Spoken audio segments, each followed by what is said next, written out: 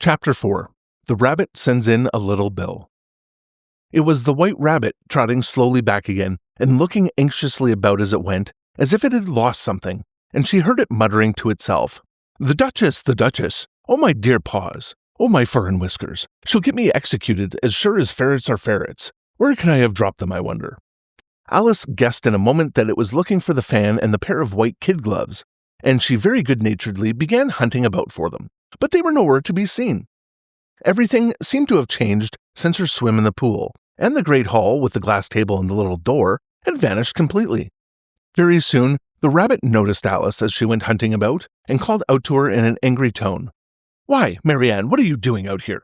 Run home this moment and fetch me a pair of gloves and a fan. Quick now!" And Alice was so much frightened that she ran off at once in the direction it pointed to without trying to explain the mistake it had made. "He took me for his housemaid," she said to herself as she ran. "How surprised he'll be when he finds out who I am. But I'd better take him his fan and gloves, that is, if I can find them." As she said this, she came upon a neat little house, on the door of which was a bright brass plate with the name W. Rabbit engraved upon it. She went in without knocking and hurried upstairs, in great fear lest she should meet the real Marianne, and turned out of the house before she had found the fan and gloves. "How queer it seems," Alice said to herself, "to be going messages for a rabbit. I suppose Dinah'll be sending me on messages next." And she began fancying the sort of thing that would happen. "Miss Alice, come here directly and get ready for your walk." "Coming in a minute, nurse, but I've got to see that the mouse doesn't get out." "Only I don't think," Alice went on, "that they'd let Dinah stop in the house if it began ordering people about like that."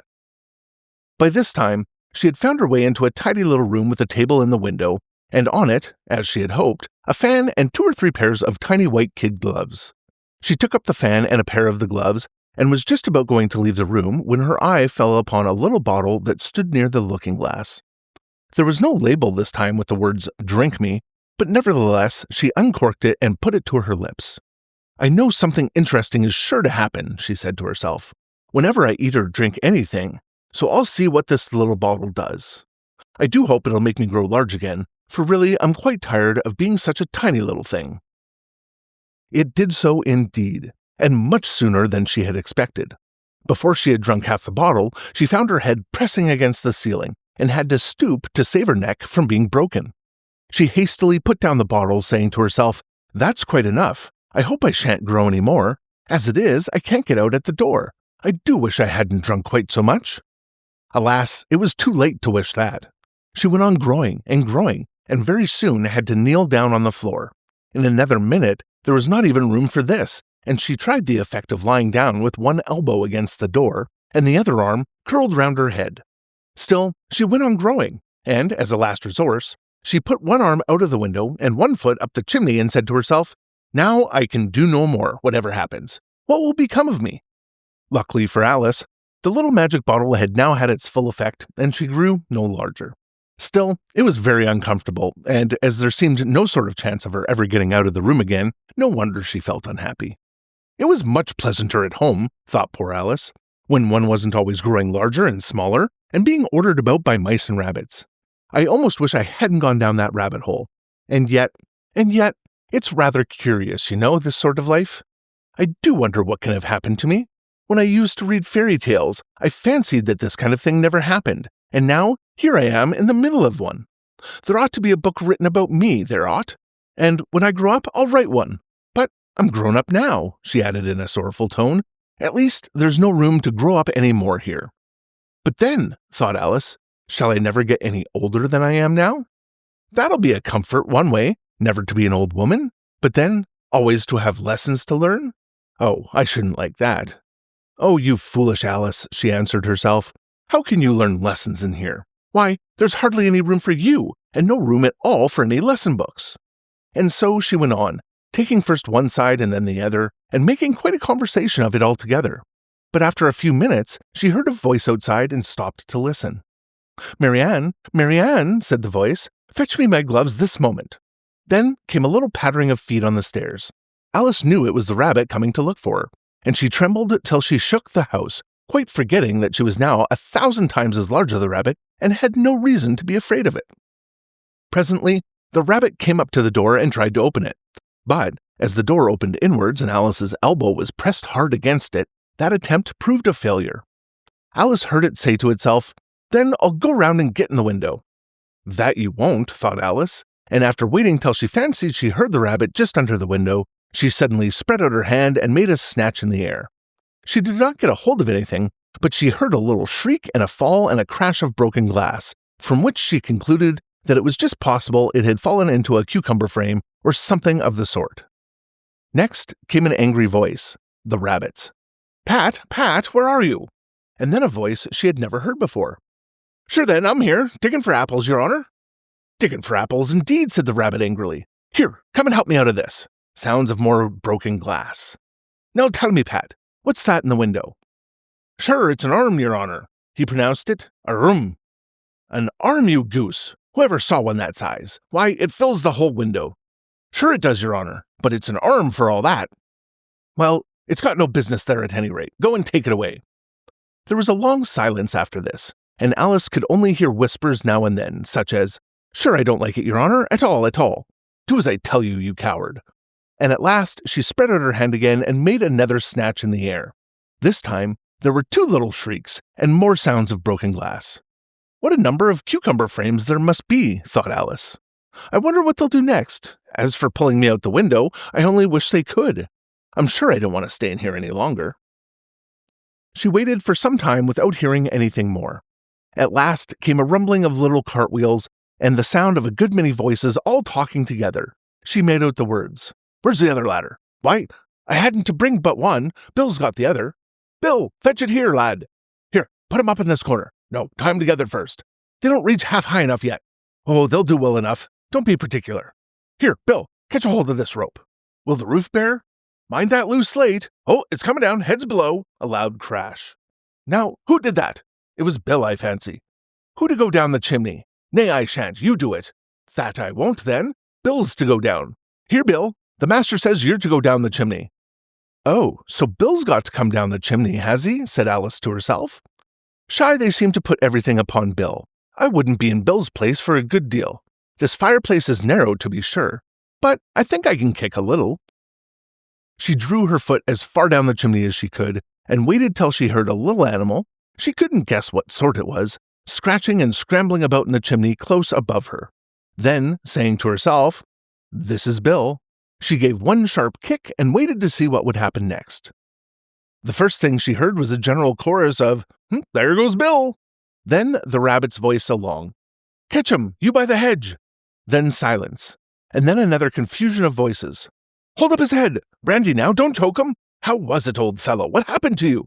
Tell us all about it." Last came a little feeble squeaking voice. "That's Bill," thought Alice. "Well, I hardly know. No more, thank ye. I'm better now. But I'm a deal too flustered to tell you. All I know is something comes at me like a jack-in-a-box and up I go like a skyrocket." "So you did, old fellow," said the others. "We must burn the house down," said the rabbit's voice. And Alice called out as loud as she could, "If you do, I'll set Dina on you." There was a dead silence instantly, and Alice thought to herself, "I wonder what they will do next. If they had any sense, they'd take the roof off." After a minute or two, they began moving about again, and Alice heard the rabbit say, "A barrel full will do, to begin with." A barrel full of what? thought Alice. But she had not long to doubt, for the next moment a shower of little pebbles came rattling in at the window, and some of them hit her in the face. "I'll put a stop to this," she said to herself, and shouted out, "You'd better not do that again," which produced another dead silence. Alice noticed with some surprise that the pebbles were all turning into little cakes as they lay on the floor, and a bright idea came into her head. "If I eat one of these cakes," she thought, "it's sure to make me change in my size, and as I can't possibly make me any larger, it must make me smaller, I suppose." So she swallowed one of the cakes and was delighted to find that she began shrinking directly. As soon as she was small enough to get through the door, she ran out of the house and found quite a crowd of little animals and birds waiting outside. The poor little lizard, Bill, was in the middle, being held up by 2 guinea pigs who were giving it something out of a bottle. They all made a rush at Alice the moment she appeared, but she ran off as hard as she could and soon found herself safe in a thick wood. "The first thing I've got to do," said Alice to herself as she wandered about in the wood, "is to grow to my right size again. And then the second thing is to find my way into that lovely garden. I think that will be the best plan." It sounded an excellent plan, no doubt, and very neatly and simply arranged. The only difficulty was that she had not the smallest idea how to set about it. And while she was peering about anxiously among the trees, a sharp little bark just over her head made her look up in a great hurry. An enormous puppy was looking down at her with large round eyes and feebly stretching out one paw trying to touch her. "Poor little thing," said Alice in a coaxing tone, and she tried hard to whistle to it. But she was terribly frightened all the time at the thought that it might be hungry, in which case it would be very likely to eat her up in spite of all her coaxing.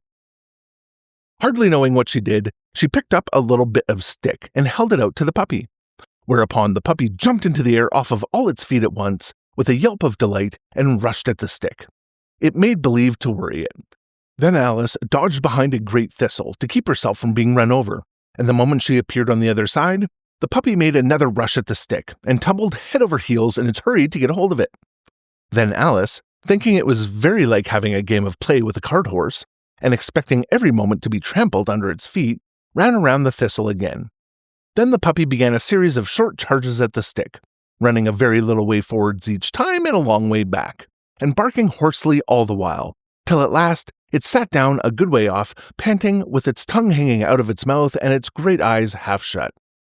This seemed to Alice a good opportunity for making her escape, so she set off at once and ran till she was quite tired and out of breath, and till the puppy's bark sounded quite faint in the distance.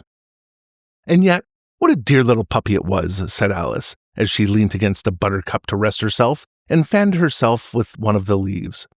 "I should have liked teaching it tricks very much if it had only been the right size to do it. Oh dear, I'd nearly forgotten that I've got to grow up again. Let me see. How's it going to be managed? I suppose I ought to eat or drink something or other, but the great question is, what?" The great question certainly was, what? Alice looked all around her at the flowers and the blades of grass, but she did not see anything that looked like the right thing to eat or drink under the circumstances. There was a large mushroom growing near her, about the same height as herself. And when she had looked under it, and on both sides of it, and behind it, it occurred to her that she might as well look and see what was on the top of it.